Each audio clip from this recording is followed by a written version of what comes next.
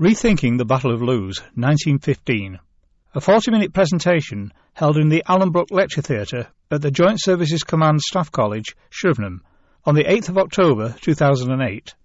The speaker is Dr. Nick Lloyd of the Defence Studies Department, King's College, London. What I'm going to do today is just go through some of the main ideas of my research on the Battle of Loos, which is one of the most forgotten battles of the British Army. I think, I was attracted to it because I did my PhD on Loos. Really, it was one of the last great battles of the British Army in the Great War that hadn't been the subject of a lot of recent work or didn't have a lot of people that were doing stuff on it. And I bagged Loos, and I think it's probably quite a good choice because most of the focus now on rediscovering the First World War and re-going over the operational records of the British Army is from 1916 onwards. A lot of work's been conducted now on 1918 and 100 days, which is all very well and good, but the earlier battles of the war, particularly Loos, as not being really well understood. So the PhD was written on the development of, really how this battle developed and how it was planned and executed, and was published in this book. And according to my publishers, it should be out in paperback by the end of the month. As well as looking at the battle, I'll probably make some conclusions towards the end about what this means in terms of where we go from histories of the First World War. What do my findings mean for what happens later in the war?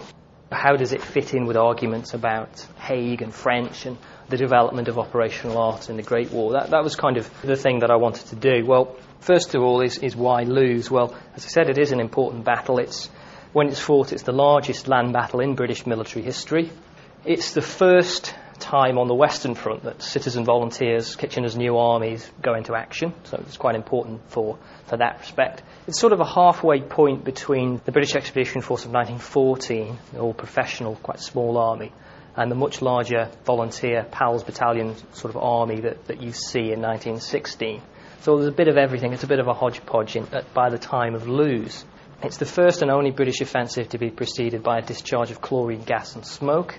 After the experiences of Loos, the British Army shies away from releasing gas in cylinder form and tend to focus on the delivery by artillery shell, because artillery shell can be more accurate. And it's not dependent on the wind to a great degree. You can fire shells where you want them. And the battle is also important in the rise of Sir Douglas Haig, who after Loos becomes Commander-in-Chief of the BEF. The battle is surrounded by an atmosphere of loss, futility, slaughter. Again, that may not be particularly surprising given it is the First World War. Loos is particularly bad, I think, in some respects. This is a map from May 1915 of the British sector of the Western Front. By the time the Battle of Loos is fought in September, the British have extended further down to the right, and they are somewhere above Lens. The Battle of Loos is here, fought on this front. As I said, the battle, it does have this atmosphere of futility and disorder and disaster. On the left you can see Daniel Radcliffe, otherwise known as Harry Potter, doing his John Kipling. This came out last year, My Boy Jack, a story of the son of Rudyard Kipling who died or was killed at Loos or just becomes missing. If you watch that, you'll see that the battle scenes of Loos are completely unrealistic and completely wrong. I'd helped advise the production company and the TV company about this. They ignored all my advice. The actual attack that John Kipling is involved in takes place about 3 p.m, 3:30, in the afternoon of 27th of September. That's the third day of the battle. It involves a long march to the front, a long march under the cover of smoke down a hill, and then attacking the wood. The attack that they filmed was on, guess what, 7:30 a.m, which is the time of the 1st of July 1916. They get out of a trench, they walk about 4 yards, and they're all mown down. So the actual scenes in My Boy Jack are completely unrealistic. Nevertheless, it was nice to get a bit of attention for Loos.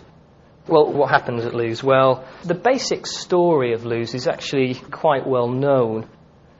On the 25th of September, 6 British divisions, about 75,000 men, attack the German lines under the cover, if you will, of gas and smoke, with mixed results. They gain in certain places, particularly on the south of the battlefield, around the village of Loos and Hill 70. However, as is so often, so common in the Great War, they lose their impetus during the afternoon as you get increasing resistance from German units that are moving to the front, increasing resistance from the second German position, which is about a mile into their lines. German machine gun teams can actually hold up quite a large number of British troops. On the second day, we have a lot of fighting where the British bring up 2 reserve divisions, 21st and 24th Division. They go into action. Unfortunately, they're cut up quite badly, and they retreat, leaving a large hole in the British lines. And the controversy over the reserves is perhaps the greatest controversy about the battle. It's the greatest amount of historical interest. And that is really one of the reasons why the battle is seen in such poor terms. Now, Sir John French, who is at the time the commander of the BEF in France, he is generally blamed. He is blamed for holding the reserve divisions too far back and of only pushing them forward when it's actually too late. And the gap that the First Army had opened into the German lines has closed, and they're pushed forward, and disaster occurs. And it's one of the reasons why he is dismissed at the end of the battle in about December 1915. This is the story of Loos, if you will. What I tried to do with the PhD and with the book is really examine how the battle emerged in the way that it did. If you know anything about the war on the Western Front and the alliance between the British and the French, you'll know that to fight such a major action was not what the British wanted. They did not want to expose their changing, developing army to the full front of operational war before it was ready. They would have preferred to fight in 1916 when they'd had more time to train their men. However, due to the constraints of the coalition, they are forced to take part in a major offensive in the autumn of 1915. Now, pretty much everyone in the BEF is against this operation. From the tactical level upwards, the ground is not suitable, the ground is very harsh, the ground is very open, swept by machine gun fire. It's not really what they want. However, by June and July, you have a fairly strong consensus in the British High Command, Corps Command, that they don't want to fight at Loos. By the end of August, however, it seems to flip very quickly into a major, what I would call as a decisive all-out attack in September 1915. And it's this flip which I think is the most interesting part of the battle, and which, if you read it, you know I spent quite a lot of time talking about it, how it emerges in such an ambitious all-out attack, because it is a very big assault, and it is designed to be not just a limited holding attack, it's not bite and hold, it is designed to break open the German lines and ensure victory. And when I mean victory, I actually mean the end of the war. It is supposed to be a decisive attack, and I think this is one of the misunderstandings people have about Loos. They think it's all limited. It's actually not. Now, the traditional view you'll find, if you read existing accounts of the battle, is that essentially the British are ordered to attack, according to their orders, to the full extent of their available resources, and not to limit their attack in any way. They're ordered to do this by Lord Kitchener, the Secretary of State for War, and this is because the French are putting pressure on the British to do this. Therefore, they attack in such an unlimited manner. Therefore, Sir John then effectively hands these orders to Sir Douglas Haig, who commands First Army and who is responsible for the attack. I think this is flawed for a number of reasons. First of all, it masks an important difference of opinion between French and Haig over how the battle should be planned, over what they should do. Secondly, Haig's orders, if you actually read them, contain a lot more leeway, and they're far more flexible than previous historians have appreciated. Haig is ordered to attack with commitment and power, but he can make it more progressive, slower, and more limited if he so desires. It can be made deliberately and progressively should he so wish. So there are problems there with the way that the orders are interpreted. And I think here is where the role of Sir Douglas Haig is important to understand, because Haig is the one that plans the battle. He is deeply involved at all levels with what the British are going to do at Loos. And I think if you study him, it's quite revealing in so many ways. He is initially very much against fighting at Loos, and he writes in his diary, and he writes a very good report for First Army that talks about the difficulties of the ground, how it's open, how it's got a lot of machine gun nests, how the German artillery can see us move anywhere. So this is not the kind of thing that we really want to do. And then a month later, say in August 1915, Haig seems to be a different man. And in his letters to his wife, he is talking about how he is going to win the war with this offensive. There are a number of letters he writes to his wife talking about how he's very much hopeful for this coming offensive after he's been ordered to take part. And he actually starts talking about how he believes that they will secure victory on his front, and they will get to Brussels. Of course, I'm not entirely sure how far Loos is from Brussels, but it's a few hours' drive. He's not talking about gaining a mile of German front or breaking the first or second line. Haig is actually thinking about almost clearing Belgium here with the Loos offensive. So the question is, why, if Haig authors a report in the June of 1915, which is very anti-defensive, the ground is bad, we can't do it, we don't have the men, we don't have the resources, and then in August he's talking about going and dining in Brussels this evening.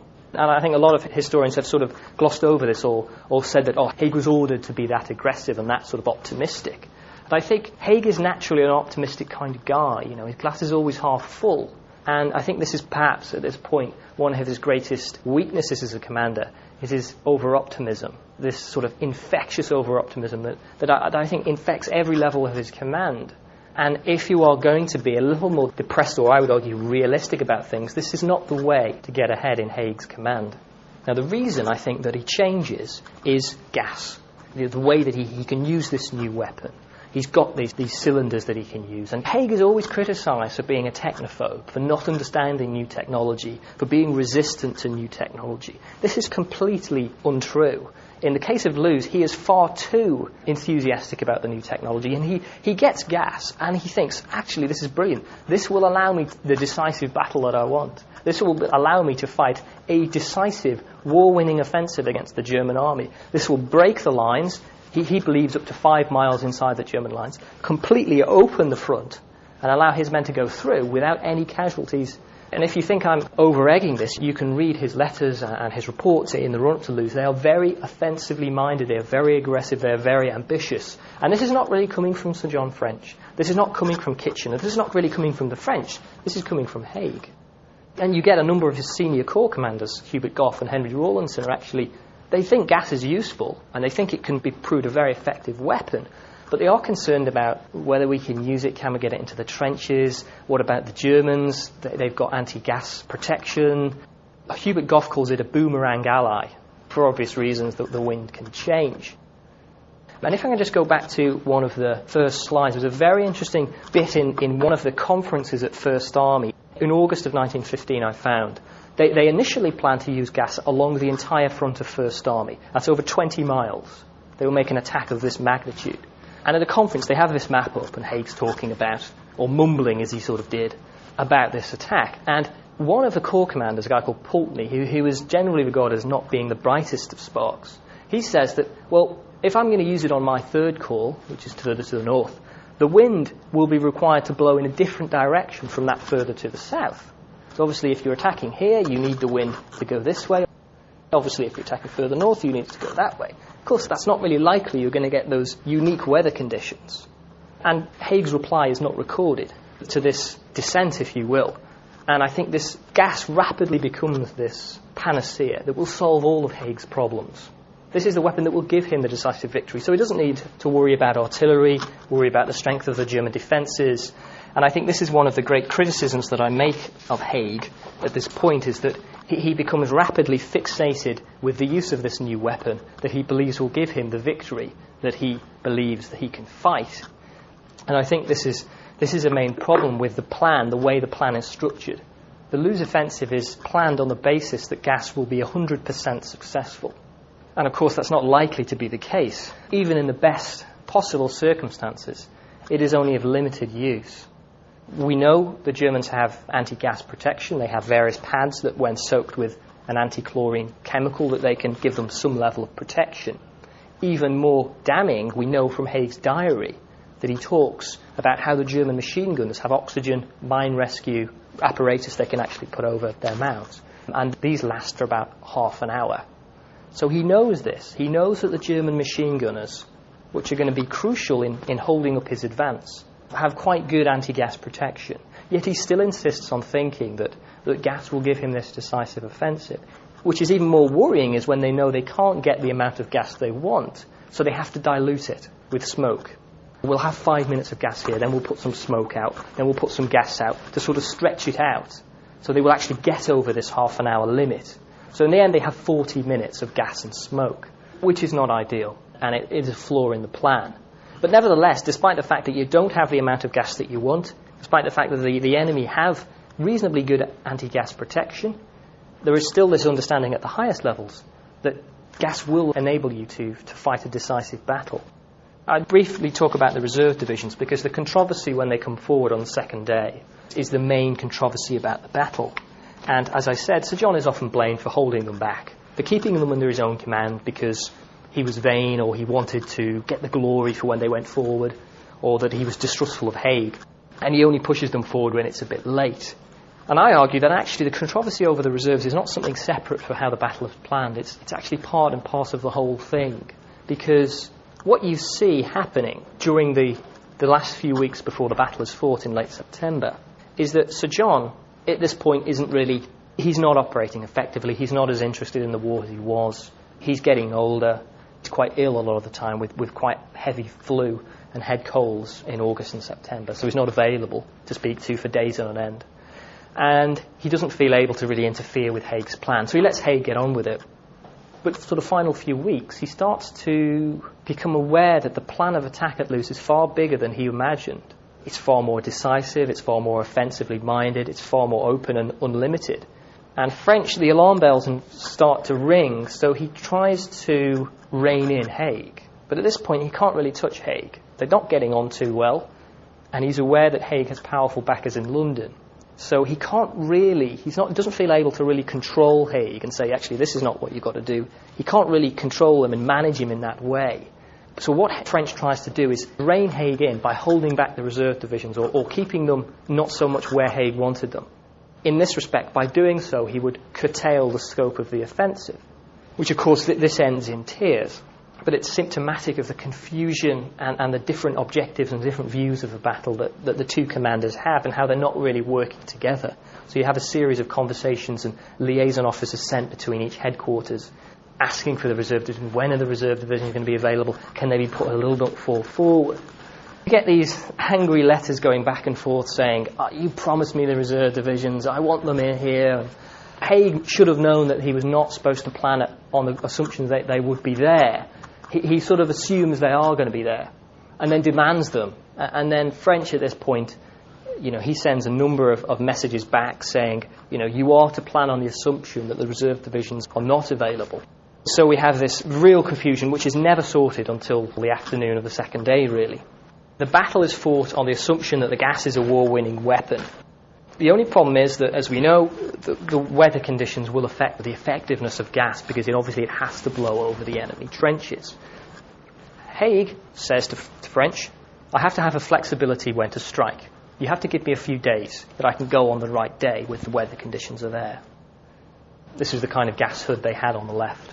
Very unpleasant to wear. And it gives the soldiers this sort of ghostly, horrendous sort of look. Hague says quite rightly, I have to have a flexibility when to strike. However, that's not really what Sir John had ordered. Given the constraints of alliance warfare, the British had been told they had to attack on a certain day, because that was when the French were also attacking. So there was an obvious need to make sure that both attacks were coordinated. And that's what Hague had been ordered to do. He had been ordered to attack with the French. A strong attack, yes, but also not necessarily an unlimited one. But Hague goes ahead and plans everything on the use of gas. So you have these two, Hague's unstoppable force meets Sir John's immovable rock, and they don't go anywhere. They're arguing from completely different points. Hague is saying, I have planned for a decisive offensive with gas. I have to have flexibility. Sir John's saying, yes, I know, but you've got to attack on 25th September because that's what the French want. And Hague comes back, yes, I know that. I know I've got to attack with the French, but I've got to have flexibility because of the gas. And French says, well, yes, I know, but you've got to attack on. So this continues, and it's never resolved. Effectively, it is sort of left unsaid. The weather will just be all right on the night. It will just have to be all right. So it's absolutely incredible. But French is not really interested in the war at this point and is becoming more and more tired, really. So he's not able to influence Hague's attack plans in the ways that arguably he should have done. Sir John, of course, is responsible for this. He should have had a better control of Hague. He should have done that. But what you get, with all these confusions about the reserves, about the gas, about how big the attack is, who's really in command, you get this horrible dilemma on the first day when the attack is going to go ahead about whether to release the gas or not. So you have Hague in his garden, in his chateau. The attack will go ahead about 6 o'clock. If it's going to be a cancel, you have to give at least, I think, about an hour and a half for the people to get to the trenches to order to stand down. That's not what Hague wants. He wants to go with it. However, of course, the wind is not playing ball. So you get him about 5:15 on the morning of 25th of September, strolling around in his garden, looking at the weather. And he's got reports that says it might be a little better in an hour or so. The wind might be a little stronger. But it's not great. So he's sort of pacing round and he's looking at the trees, and the trees are moving slightly as he writes in his diary, saying, well, then it'll probably be a little stronger later in the morning, so it's probably going to be all right. And then one of his ADCs lights a cigarette, because Hague doesn't smoke, and he watches his cigarette. And this is one of the great legends of Loos, that he orders the attack on the basis of a cigarette. There is never really a choice in some respects. Given what Hague has planned, the magnitude of the offensive, that it is going to be decisive, that gas has to be used as a one-shot weapon. It's never going to be effective the second time round because the Germans are going to get better protection. I don't ever think that it was a choice. So I think this whole cigarette thing is a little overplayed. I think the only thing that would convince Hague to stand down is if the wind was gale force blowing in the wrong direction. Completely and utterly unacceptable. If it was a completely unrealistic to release the gas. But if there was any level of confusion or less than certainty, Hague would go for it, given what he's planned and given the great hopes he has for the offensive. And as we know, the wind is not ideal and it blows back in a number of cases. You can read a vivid account if you read Robert Graves' Goodbye to All That. There's a bloody balls up, he calls it, where they release the gas and it's not in the right direction and so on. As I said, there are mixed success on the first day. In the south, where the ground is better and the wind is better, they're able to break into Loos and take Hill 70. Further to the north, they're not as effective, although they do mainly get through the German first line. They're unable to carry on forward into the second line. And then the culminating point, if you will, is reached. British combat power is exhausted by the time it reaches the outskirts of the German second line, and it doesn't have enough combat power to get through. Most of the wire on the second line is uncut, and you have a number of small villages that are sort of dotted like strong points, really, on the second line. And you have a couple of German machine gun teams that are effectively able to enfilade the whole open advance, so the British can't really get there. And it's very difficult for supporting and reserve brigades to move up because shell fire is being concentrated on the approaching trenches. And you have a number of incidents where whole battalions simply get up out of the trenches and walk forward because they've had enough. They can't get through the trenches, so they sod this, we're just going to get out of it. And of course, that means they're vulnerable to long-range machine gun fire, which increases casualties. One of the things that surprised me when I did Loos is quite an important point about how horrific the first day was, how bloody it was, and how, although we had some success, the cost had been absolutely prohibitive.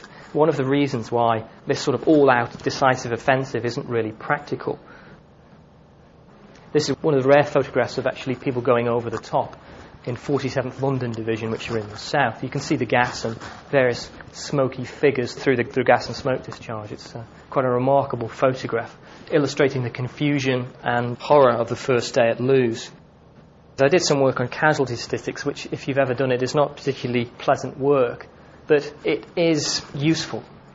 This is the number of dead for each division. And the average deaths per division, of course, this is not casualties, this doesn't include wounded or missing, but it records dead. And we have about, I think it's 1,058 for Loos. Now, I did the same calculation for the day that is commonly assumed to be the worst in the history of the British Army, the 1st of July 1916, the infamous first day on the Somme. Now, if you look at average number of deaths per division for the Somme, it's actually less than at Loos. Therefore, proportionally, Loos was a worse battle. If you look at officer casualties, Loos is in a league of its own. In the first day, you have 9 battalion commanders, lieutenant colonels or acting battalion commanders. 9 are killed and about 12 are wounded on the first day. After 3 weeks, you have 3 divisional commanders have been killed in action. A number of brigadier generals have been killed and a whole host of senior battalion officers go. And this is one of the reasons why Sir William Robertson, the Chief of the General Staff, issues an order to the entire army which says if you are a senior officer, you are not to go near the front because you will die. You cannot do it. Loos is a direct result.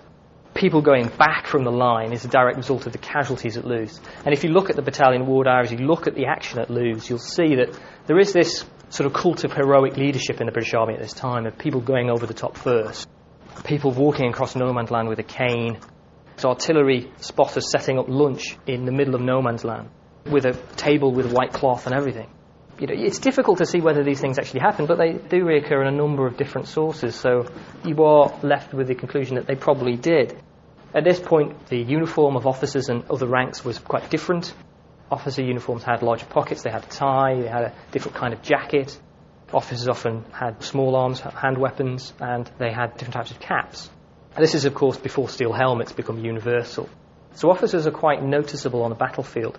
We get a number of reports back talking about German snipers just targeting officers quite freely. So this is one of the reasons why you get so many officer casualties, which means that in the later stages of the advance, Battalions have often lost so many officers that perhaps there's one captain left in an entire battalion.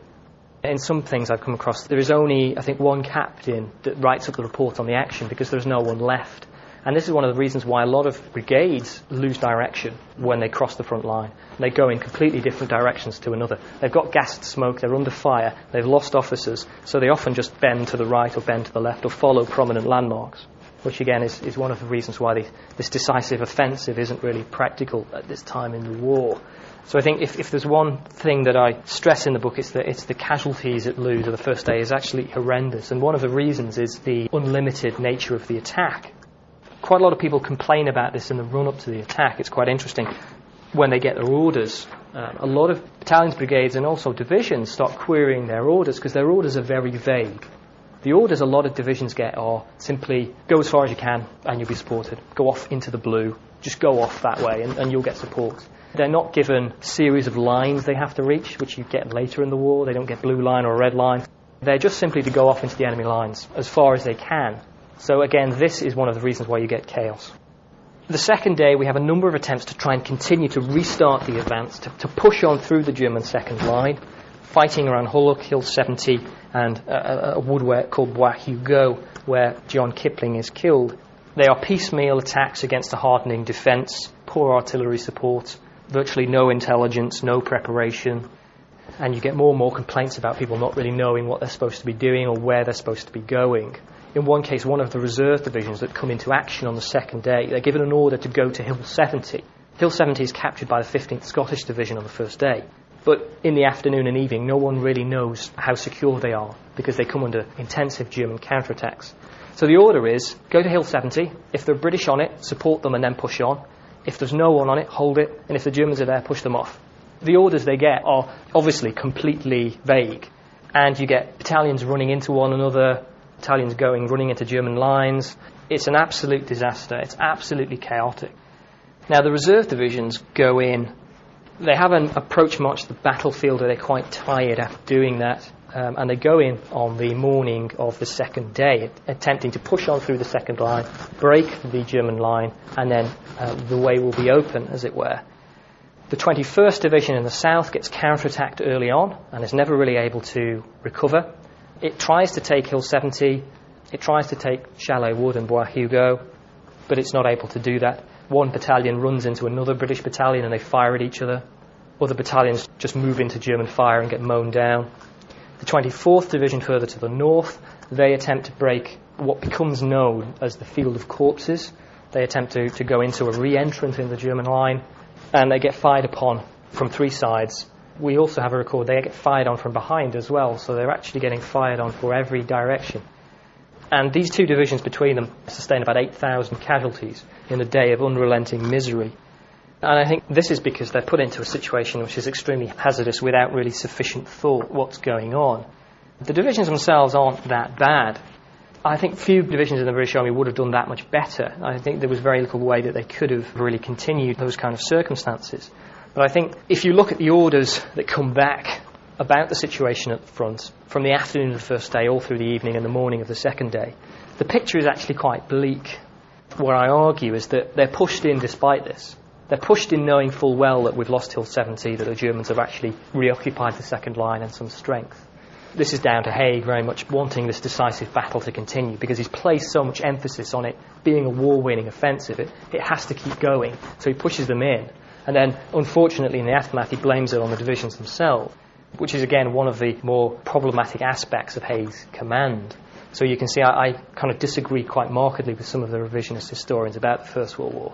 I obviously am a revisionist, but I think if you look at this part of the war, it's very difficult to blame everything on the enemy or lack of equipment or external factors such as alliance restrictions. I think you have to actually look at what's going on the battlefield and the decisions that are made. You can see this in the 3 weeks after Loos, which doesn't end until the 13th of October. The same kind of thinking, attacks rushed in without preparation, and you have this cult of optimism within the army at the time, which does not look favourably on people who do not attack. This sort of cult of the offensive, if you will, where there are a number of times, almost repetitive incidents of people getting to the front. It takes them hours to get through the trenches. Finding the situation to be poor, and saying, well, if we're going to attack in this vicinity, we need X, Y, and Z. We need more artillery. I need to have some maps that actually are reflective of where I am. You get people from division coming down saying, well, you have to attack. You have to attack because the commander will want you to attack. People protesting. A number of incidences where senior officers protest and are removed on the spot. So it gets very nasty, and it gets very, very depressing from that point of view, where given the pressure that was placed on the army to deliver this decisive offensive, Haig and his divisional commanders are quite reluctant to give that up, and so greater pressure is placed on those below them to keep attacking. You must attack, even if the situation is unfavourable. And you have one incident on the second day where a junior staff officer comes up to a brigade commander and starts talking to him about how he must attack. And he says, well, actually, I haven't been given any orders. I don't know what's in front of me. I don't know what's behind. I don't know what support I have. I don't know where I'm supposed to go. I haven't been given any orders. The maps we've got about the area of Wingles, which is 5 miles away from the battlefield, 5 miles away further to the east, they've been given maps of. They don't have maps of the battlefield. And the staff officer says, well, I'm sure the divisional commander would insist on attacking. So you get this cult of the offensive, I think. And this is resisted by a lot of historians of the British Army. They argue that this is a myth and it doesn't occur. I think at Loos it very much is in evidence. There are a lot of pressure placed on subordinates to attack for no reason other than they have to attack because one of the officers I quote in the book says, well, if I don't do anything, I can be blamed. Whereas if I do something, I can't be blamed.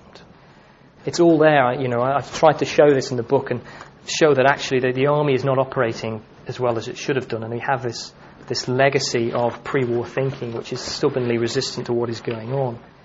I'm not going to cover the other operations to the end of the battle in any detail. Suffice to say they are uniquely depressing and more of the same. Piecemeal attacks placed against the hardening defence. Law of diminishing returns, greater and greater casualties. The last day, 13th of October, where 46th North Midland Division go in, attacking the Hohenzollern redoubt, is for them, their next engagement is the 1st of July 1916. That's the next time the division go into action. But Loos, 13th of October, is actually worse for them. They lose more men at Loos than they do on the 1st of July. That is unique. Any other division that did it, the worst day is always 1st of July, not for that division. And actually almost results in a parliamentary inquiry when an MP, Staffordshire MP, starts asking questions about why they were placed in this situation, why they attacked. But it doesn't go anywhere, but it's indicative of the unease that it comes back from the battlefield. To conclude, well, Haig emerges with his reputation intact from Loos because the scandal of the reserves blamed on Sir John, because Sir John didn't push them forward until it was too late. Therefore, I'm blameless. If I'd have had them earlier, I could have used them and we would have won the battle. Because Sir John is an oaf, he's an imbecile, he's not suited to modern war, he didn't give them me. Therefore, effectively all of the problems at Loos are blamed on the reserves. The reserves becomes a catch-all blame thing, which they can simply throw to Sir John French and say, you didn't release the reserves, you were not suited to command. Haig emerges with his reputation enhanced. However, I think I've argued that he does need to take his fair share of blame for what happens at Loos, far more than he has done. If we look at Haig's approach to war before Loos, during Loos, after Loos, in the run-up to the Somme, there is no decisive change. He doesn't change his approach to war. In January 1916, he reaffirms his faith in a decisive battle, in this approach towards this all-out unlimited attack. He says, bite and hold, limited operations are not for us. We're going to do what we did at Loos again. This time we'll make sure the reserves are there. So they simply go bigger. Each time they go bigger. It's about scale. This is the Haig's thinking. Didn't work at Loos, we just need to go bigger. And then the victory will inevitably come. One of the things I tried to do in the conclusion of Loos was look at what is learnt. That the period between Loos and the Somme, what goes on in the BEF, what changes, what stays the same. And I came to the conclusion that really lots changed, don't get me wrong, lots changed. The BEF increases in size greatly. It's to 57 divisions by July 1916. They get some improvements in traffic control, right? How to move behind the lines. They get more of an organisation in what they're doing. Artillery becomes better, becomes more effective, becomes stronger, more scientific. British firepower, infantry firepower is increased with Lewis guns, grenades, steel helmet. They get more powerful at the tactical level. However, I think what is going on is really there is two parallel processes of development going on. You've got lower down the chain of command, you've got brigades and battalions getting this new equipment and working with it and trying to find out how to use it and trying to apply them to the battle, to what's going on. But you don't have a similar empirical advance in wisdom from high command, from people like Hague and someone like Rawlinson, although he is perhaps more of an imaginative thinker than Hague is.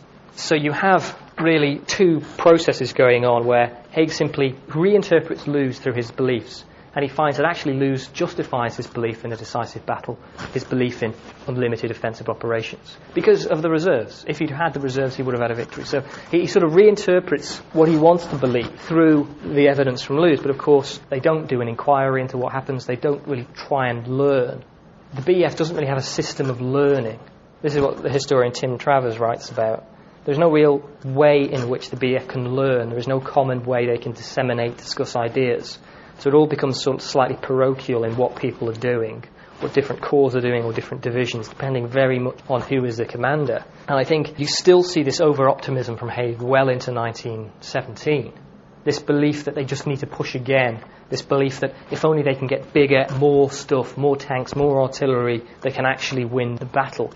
And Hague, again, is very reluctant to call attacks off when they're obviously not working. You can see this through the Somme many, many times, which goes on until November 1916, when he's very reluctant to call off attacks. At which point, as at Loos, you have people, even senior officers, on the verge of mutiny saying, we will not attack. The commander of the Guards Division, Lord Cavan, is one of those who says, will not attack. It's not a mutiny, but it's a very strongly worded protest when you get conditions that are so bad. So you have the same thing again in 1916. You have the same thing at Third Ypres again, the same thing at Arras in 1917. And I think Hague is stubbornly resistant to change. The technology, the tactics improve, there's no doubt about that. But does Hague really change? And it's only really, as far as I can see, that Hague sort of alters late in 1918, August 1918, after the Battle of Amiens comes to a halt, where they have a law of diminishing returns, they can't really get forward again. It is only at that point that Hague listens and switches the attack to another part of the front. It's only at that point that he actually proves receptive to those ideas. Previously, in early years, he'd been very reluctant, and I think you can see that at Loos, and you can see that ever since. So that's really what I tried to explain in the book, and that's my view of the Battle of Loos, which certainly presents a more critical view than you'll find in a lot of writing on the First World War now, which tends to be far more pro-Hague, not necessarily anti-Hague, but I think if you look at the battle, it's very difficult to come away with it in a traditional revisionist sense, that Hague is a great commander who unfortunately has to labour under all these bad conditions. I think if you look at the way it's planned, if you look at the way the battle emerges, it's far more down to Hague's view of warfare and what he's trying to achieve and the emphasis he places on a number of weapon systems. And I think really that is the conclusion of Loos. It is a great battle, but it doesn't necessarily result in many changes in the way that the BEF conduct warfare. And I think that's the great lesson that's lost from Loos, is the scope of the attack.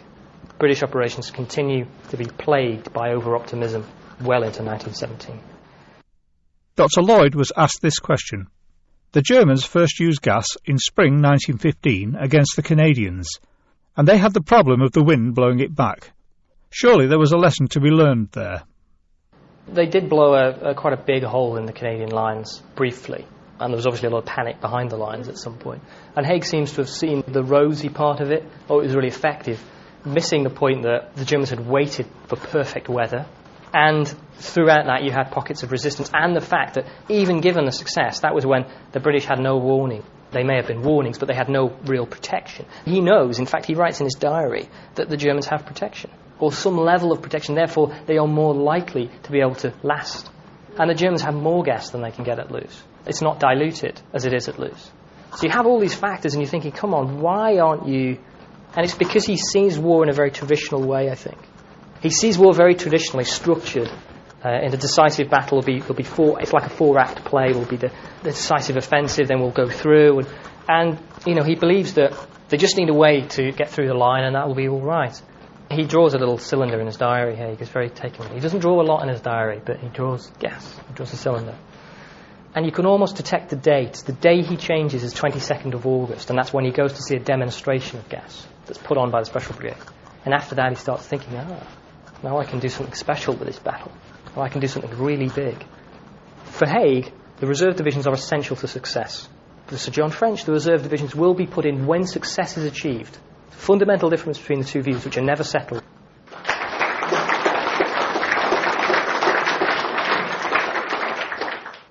Dr. Lloyd can be contacted by email at nick.lloyd@bbc.co.uk. nick.lloyd@kcl.ac.uk. Please note that the views expressed in this presentation are entirely and solely those of the presenter and do not necessarily reflect official thinking and policy